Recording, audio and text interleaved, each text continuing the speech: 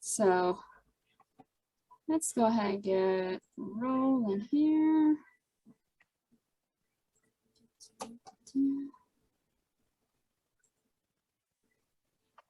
All right, so I will make this note. Pastor Ehlers, if anything, if you're not able to get your audio or anything, feel free to leave a message in the chat if you want to. Well, oh, you got it. Wonderful. Yay! I had a guy from the Best Buy here the other day, and he said, "You don't have a camera. So you're never going to have to look at me." Oh, shucks. Oh, okay. Sorry about that. I didn't know you had your audio up and running. My apologies. Pastor, I meant Sarah. I'll be right back. John just came in from the other house and I have to tell him where his supper is. I'll be right back. Good deal. Go ahead without me. Okay.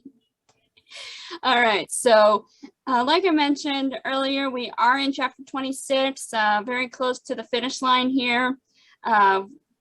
Obviously, we have seen the back and forth between Paul and the Roman officials, and then he was before King Agrippa. So he still is before King Agrippa in chapter 26. And he is now, as the title says there, he is on the defense. He is making his defense before the king. And so that's where we pick up now with Paul.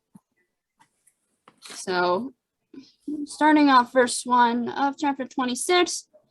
So Agrippa said to Paul, "You have permission to speak for yourself." Then Paul stretched out his hand and made his defense.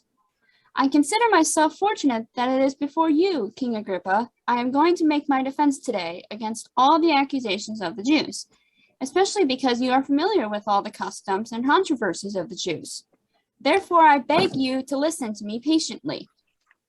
So right away, Paul is doing a similar thing to what he did when he was before Festus, and he is looking to gain favor from the king. Not something that he's not necessarily trying to butter him up or anything like that, but it's just that way of gaining that favor there from the one that he was before. And notice what he says here to Agrippa in verse 3. "Because you are familiar with all the customs and controversies of the Jews."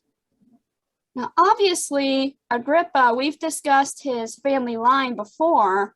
We discussed who his father is, but keep in mind who his great-grandfather is, and that would be Herod the Great. So Herod the Great is Agrippa's great-grandfather, and Herod the Great was a Jewish convert. So that's why Paul makes this note about Agrippa knowing the customs and all that of the Jews. Now, of course, You probably already said that that he controlled the temple treasury and the investments of the high priest. I did not say anything about today. I'm sure I might have said something last week. I don't remember. Okay. That's just what my study Bible has, that Agrippa as king controlled the temple treasury and the investments of the high priest. Mm-hmm. Yeah.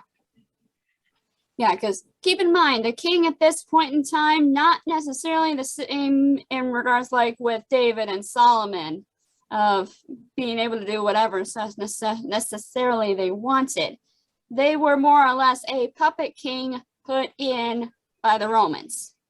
The Romans are the ones with the real control, but they just have their king there kind of for the little nitty-gritty stuff, kind of like what Debbie mentioned. Okay. So, yep, so that's kind of the king's situation at this point. And like I said, Herod the Great, he was the one that was king when Jesus was born, if I'm remembering my Herods correctly.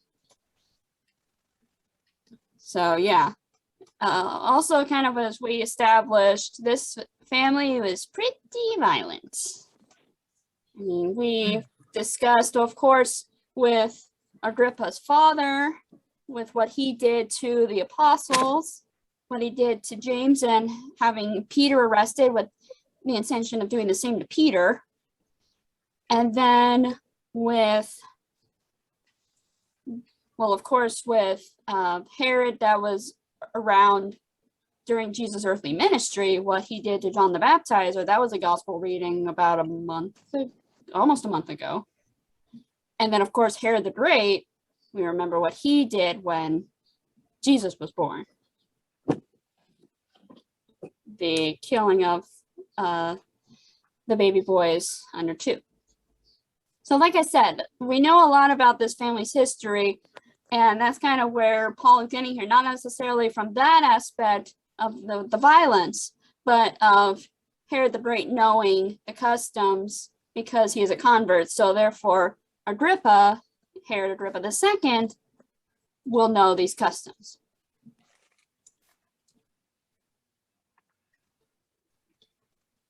All right, so moving on with verse 4. My manner of life from my youth, spent from the beginning among my own nation and in Jerusalem, is known by all the Jews. They have known for a long time, if they are willing to testify, that according to the strictest party of our religion, I have lived as a Pharisee. And now I stand here on trial because of my hope and promise made by God to our fathers, to which our 12 tribes hope to attain, as they earnestly worship night and day. And for this hope I am accused by Jews, O king. Why is it thought incredible by any of you that God raises the dead? I myself was convinced that I ought to do many things in opposing the name of Jesus of Nazareth, and I did so in Jerusalem. I not only locked up many of the saints in prison after receiving authority from the chief priests, but when they were put to death, I cast my vote against them. And I punished them often in all the synagogues and tried to make them blaspheme. And in raging fury against them, I persecuted them even to foreign cities. So notice, this is something Paul did earlier when he was before the tribune and before the crowd there. But he is once again detailing his background as a Pharisee. So in this section, starting from verse 4 going all the way to verse 11, he's talking about his background as a Pharisee. He doesn't necessarily go into quite as much detail as he did when he was before the tribune. He doesn't list Tarsus. He doesn't list who his teacher was, any of that stuff. He just lists how he was Pharisee among Pharisees. That's the phrase that's popping into my head. I think he said that one time. But he was part of that party, and he was well known by the Jews. So he's setting up his background again. And then notice when he mentions about when he was persecuting the Christians, he is saying how he cast his vote against the Christians. This is something a little bit interesting. So what I read in my commentary, the Greek that that's used here and what Paul is saying in the Greek, it alludes to a voting pebble. That's something, according to what I read, that the judicial system did in that day, that they used pebbles to cast their vote.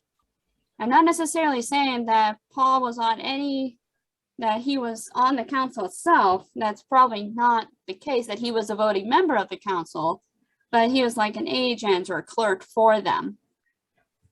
And so when he was able to do all this, and if he had any voting powers, but I think especially what we can also kind of include here is the fact that he still went ahead and gave his word that this should happen, and he used it against the Christians. Keep in mind when Stephen was stoned, who was there giving the authority for it to happen? Paul himself.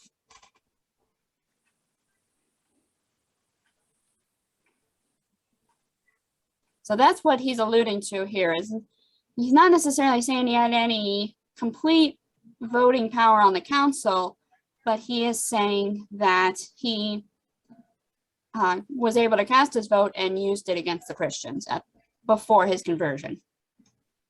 Okay. And I just found it kind of interesting with that use of party in verse 5.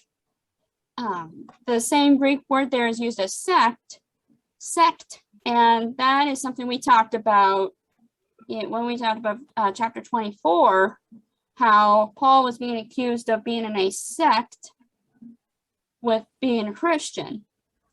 Now, the similar word is used rather, and it's designating a group of Jews. Not necessarily, it is not being used in the bad connotation here like it was back in chapter 24.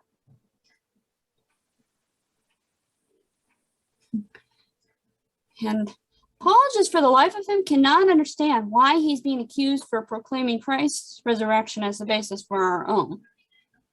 That's something also to keep in mind as we keep going through Paul's defense, is the fact of how he connects the word of Moses and the prophets to what Christ came to do. So just keep that in mind as we keep going here. All right. Any questions or comments thus far? Seeing none. Going to verse 12. In this connection, I journeyed to Damascus with the authority and commission of the chief priests. At midday, O king, I saw on the way a light from heaven, brighter than the sun, that shone around me and those who journeyed with me. And when we had all fallen to the ground, I heard a voice saying to me in the Hebrew language, Saul, Saul, why are you persecuting me? It is hard for you to kick against the goads. And I said, Who are you, Lord? And the Lord said, I am Jesus, whom you are persecuting. But rise and stand up on your feet, for I have appeared to you for this purpose, to appoint you as a servant and witness to the things in which you have seen me, and to those in which I will appear to you, delivering you from your people and from the Gentiles, to whom I am sending you to open their eyes, so that they may turn from darkness to light, and from the power of Satan to God, that they may receive forgiveness of sins and a place among those who are sanctified by faith in me. So, as I list here, Paul, of course, once again, is telling the account of his conversion. But of course, there are some differences that are between this account from the narrative that Luke gives us all the way back in chapter 9. And then when Paul speaks about it, when we studied that earlier, when he was before the crowd and before the tribune.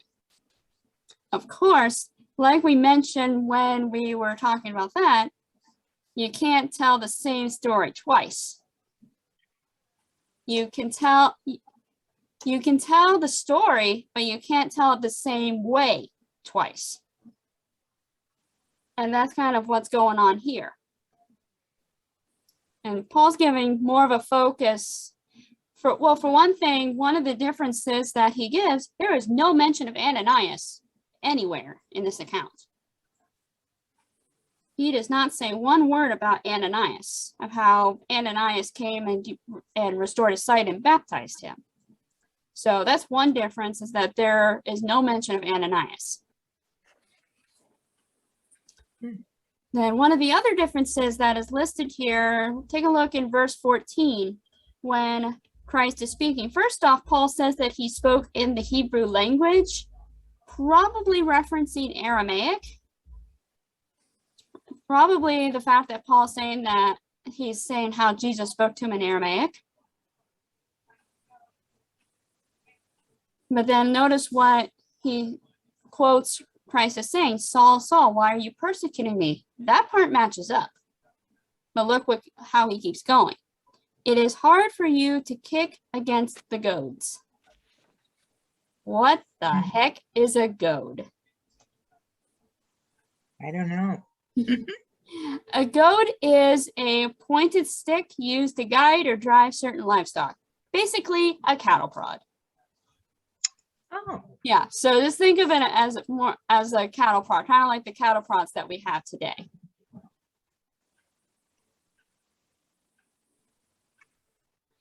And what Christ is saying here is that Paul's resistance against the truth was futile.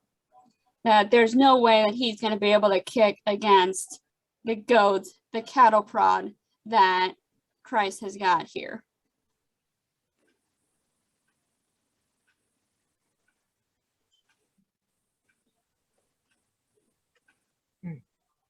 Yeah, so far the differences we have: no mention of Ananias, the addition of Christ's comment in verse 14, and then the third one that we got here, there's three big main ones. There's a few other little ones here, but the three main ones that I kind of want to focus in on. The third one is Jesus's explanation of Paul's mission. Obviously, in chapter 9, we don't get any of that. All we get is Jesus saying, "Rise and go to the street, and and you'll be told what to do." That's all we get from that. But here, Paul is listing out everything that Christ said to him on the road, that Paul will inevitably be doing here. And it's interesting, the terms that are being used here, that especially the descriptions that are there for conversion. That is, of course, well, one of them, dark to light. That's something that is spoken about a lot of. Of course, we know of Christ being the light of the world. Hello, Sue. I apologize. I don't know what day it is. I thought Bible study started at 6:30. I'm a mess. No, you're looking ahead for your birthday weekend and you had your mind elsewhere. Oh, you knew it, Debbie. I'm sorry. Where are you guys at? So we are in chapter 26, and we are talking about the section from verse 12 to verse 18. We've already read through it. So that is where Paul talks about his conversion. And I just finished up the third question here, the differences that Paul gives in this account of his conversion as compared to previous ones we have seen. And the three differences, just to kind of go over that again for you, Sue. The first one is there's no mention at all of Ananias. Paul does not reference Ananias at all. Okay. The second one is Christ's comment to Paul in verse 14, how it is hard for you to kick against the goads. And a goad is, like I summarized, is basically a cattle prod. Something, pointed stick used to guide or drive certain livestock in the direction they need to go. Yeah. And then the third one is Jesus' explanation of Paul's mission. And that's kind of what's led off to talking about this next question, the description used for conversion. One of the terms used here, from dark to light, like I said, that's something we talk about a lot, referencing to Christianity. Of course, we talk about Jesus Christ as the light of the world, the light no darkness can overcome. And one of them that really stuck out to me was how he says, from the power of Satan to God. Such a unique way of describing conversion. I just love that. Okay.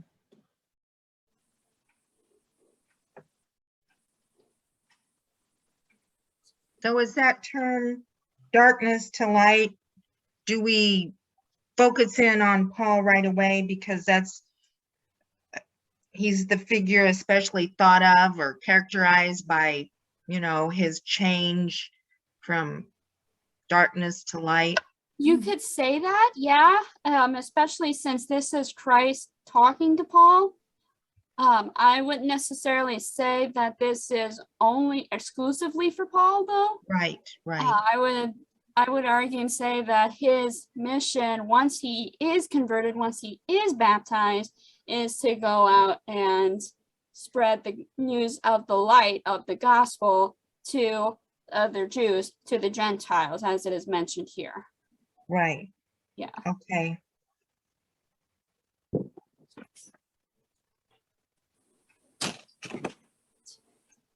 Any other questions or comments? We'll move on. No, All right. So, starting off verse 19. Therefore, O King Agrippa, I was not disobedient to the heavenly vision, but declared first to those in Damascus, then in Jerusalem, and throughout all the region of Judea, and also to the Gentiles, that they should repent and turn to God, performing deeds in keeping with their repentance.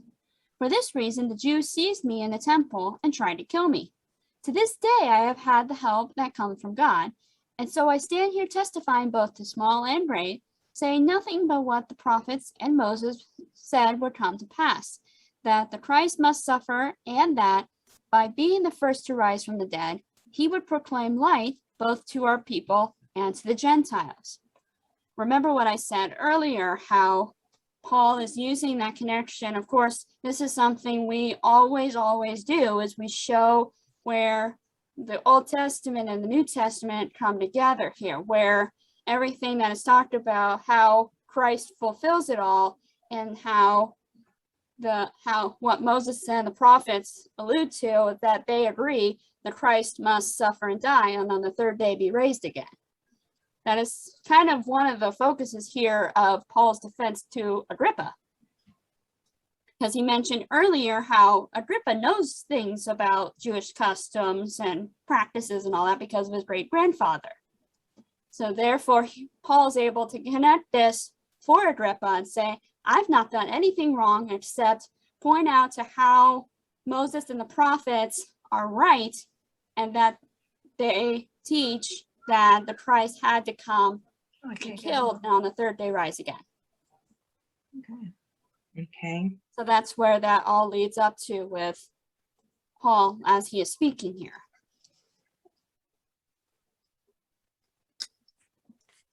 And notice in verse 23, at the end there, he says, by being the first rise from the dead, that being the Christ, of course, he would proclaim light both to our people and to the Gentiles.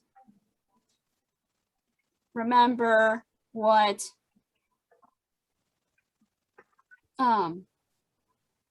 remember in John chapter 1 verse 5, I've alluded to this frequently of he is the light that comes, and the light no darkness can overcome.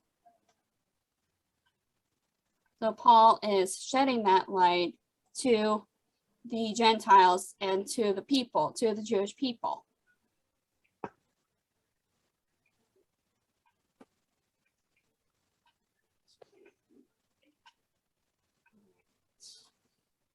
So then we get all that, and no, I'm not sure if this is something that you've kind of seen, but Luke kind of uses this infrequent pattern of interruptions. Now, whether Festus actually interrupts Paul as he's speaking, or if he's saying all this and then Festus finally, as soon as Paul finishes speaking, says what he's about to say here in verse 24, that's not totally clear. But previously in earlier chapters, Luke uses this infrequent pattern of interruptions as he tells these accounts. Countless of Peter's speeches have been interrupted by different things. You look back in the first few chapters, different ones of Peter's speeches have been interrupted. So that's kind of what Luke is going to when he says, and as he was saying these things in his defense, Festus said with a loud voice, Paul, you are out of your mind. Your great learning is driving you out of your mind. But Paul said, I am not out of my mind, most excellent Festus, but I'm speaking true and rational words. For the king knows about these things, and to him I speak boldly. For I am persuaded that none of these things has escaped his notice, for this has not been done in a corner. AKA, this whole thing with Jesus is common knowledge here. People know who Jesus is and what happened. Whether they believe it or not, that's not totally what Paul's getting onto here. But this whole thing with Jesus is not something that was shoved in a corner and not many people know about. People know. Obviously, Actually, say that again. Yeah, they're actual events. Right, exactly. And then verse 27, King Agrippa, do you believe the prophets? I know that you believe. And Agrippa said to Paul, in a short time, would you persuade me to be a Christian?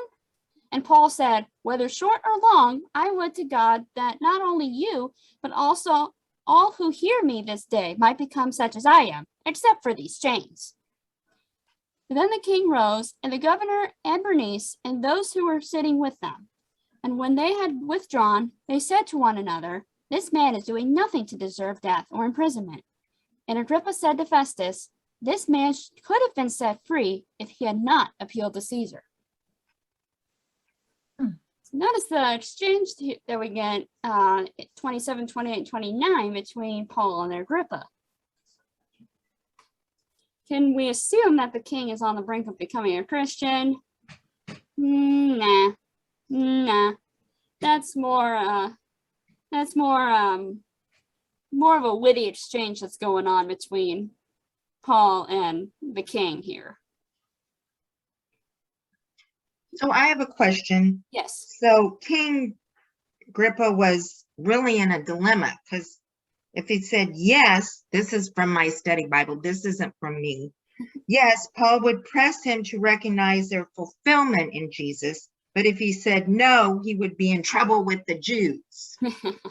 Yep, that's pretty much it. Yeah, so he's kind of got himself in a bit of a pickle. So it leads to the reaction that he gives. Paul here is like, so wait, you're saying all this and you're connecting this to the prophets. Are you expecting me to just convert right here now? Yeah, Agrippa's not really looking to do that anytime soon. No. And I'm sure whether Paul really knows that or he just kind of figures it's not going to happen, but Paul kind of figures, yeah, it ain't going to happen. But he wants it to happen as he wants it for everyone and anyone and everyone that he comes across. Because that's what he says here is, I would to God that not only you, but also all who hear me this day might become such as I am, except for these chains. Yeah, so really quick, I know we've got about 4.5 minutes left, but I want to read this from the Lutheran Study Bible. This is from Martin Luther about this exchange here. So Luther says, this noble word naturally brings with it a burning hunger and unquenchable thirst that can never be filled. Even though many thousands of people believed it, we would still desire that no person would want for it. Such thirst is ever active and knows no rest, but impels us to speak. However, this thirst is However, this thirst not only is not slaked by its speaking, it is also made worse with gall and vinegar, as was the thirst which Christ experienced on the cross. St. Paul felt such a thirst, as we are seeing in verse 29, when he wished that everyone were as he himself, except for his chains. You too have been given such a thirst for the salvation of your brethren, which is a reliable sign of a genuine faith. Wow. So yeah, basically what Luther is talking about here is we feel that need for our fellow brothers and sisters, those neighbors around us, to be able to know the faith, to be able to become a believer. Mm-hmm. So that's what Paul's getting at here, and then what Luther is saying in this bit that I just read. And then notice the final exchange here between Festus and Agrippa. These two agree that Paul is innocent and that he should have been set free much sooner. Oh. But of course, do they go ahead and set him free right then? No. No.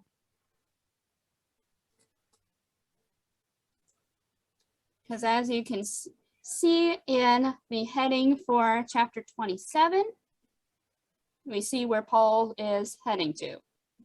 His ultimate destination of where he wanted to go. Yeah. Yep. All right. Any questions or comments about chapter 26? Kind of a lot jam-packed here, but any good speech is going to be jam-packed with all sorts of stuff to unpack and unravel here. Right. All right. With a little over a minute left, I'm going to stop sharing my screen. Well, I'll have to go back and pick up those first two readings and I'll catch up, and Yep. I apologize. No worries. I understand, Sue. Debbie didn't text me to remind me. Or Barb, for that You're, matter. Oh, you're good about that, reminding me. So the next time I'm going to remind you. Thank you. Oh, but Sarah, I am yes. going to be in Colorado next Thursday. Sorry. Okay, no worries. I will say really quick as we are a minute to go.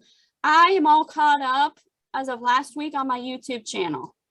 So all sessions of Acts are available on my YouTube channel, and I will have tonight's all set up as soon as I possibly can. So I will try and send an email out saying when I get this uploaded. Oh, good. Great. Then I can Yep. watch it. Yep. All right. Yes. And Sarah, since of course you talk to your pastor, your dad more than I do, let him know about what the next study is, and we'll put that in the bulletin and newsletter. Will do. Yeah. All right. That's God be great. with you all. You Thank you, too. Sarah. Thank Have a you. good night. You too. Bye. Bye. Bye-bye.